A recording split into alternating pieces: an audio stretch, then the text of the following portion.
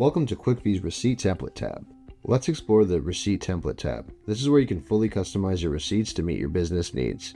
In the General section, you can name your receipt template to differentiate between different types of receipts. Under the Header section, you can include key business details like your logo, store name, address, phone number. You can choose to display the order number for easy tracking. In the Line Items section, you can summarize how individual products are sold displayed on the receipt. For example, you can choose to show tax per line item, discount per line item.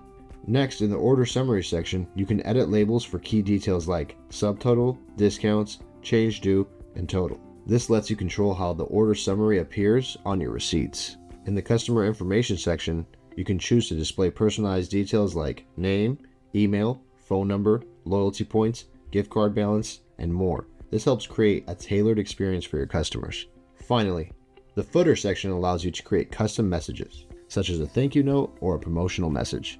You can also display details like cashier name, order ID, a sale barcode for easy transaction retrieval. You can also enable a loyalty QR code or an online ordering QR code to engage customers further and promote repeat business. Once you've made all your changes, click Update to save your settings. With these features, you can ensure your receipts are professional, informative, and tailored for your business.